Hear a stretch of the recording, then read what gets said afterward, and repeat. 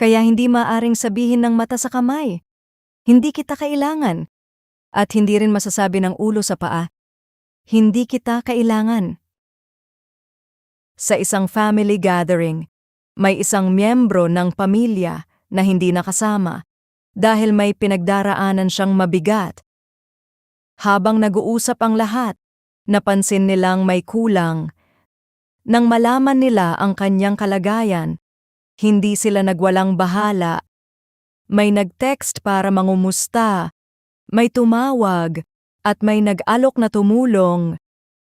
Ipinakita ng simpleng pangyayaring iyon na kapag may pinagdaraanan ng isa, hindi ito nananatiling problema niya lamang, naaapektuhan din ang mga taong bahagi ng kanyang buhay.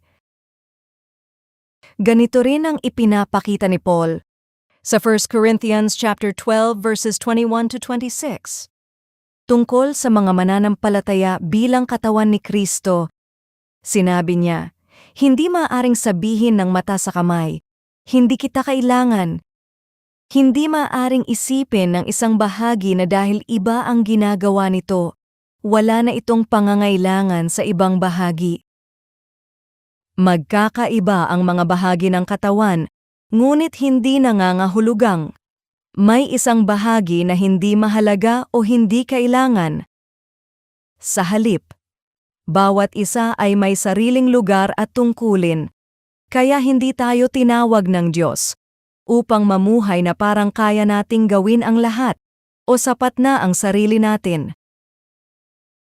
Mahalaga itong tandaan dahil maaari nating isipin na ang pangangailangan sa iba ay tanda ng kakulangan. Ngunit, sa katawan ni Kristo, ang pangangailangan natin sa isa't isa ay bahagi mismo ng paraan ng Diyos sa pagbuo at pag-aalaga sa kanyang mga tao.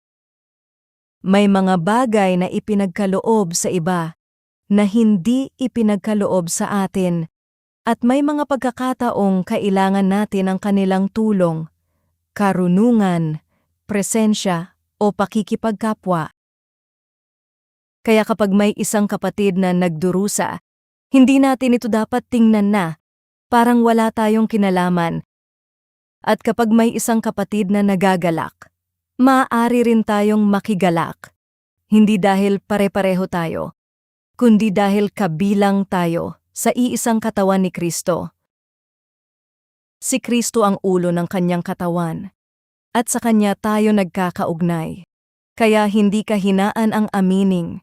Kailangan natin ang ibang mananampalataya.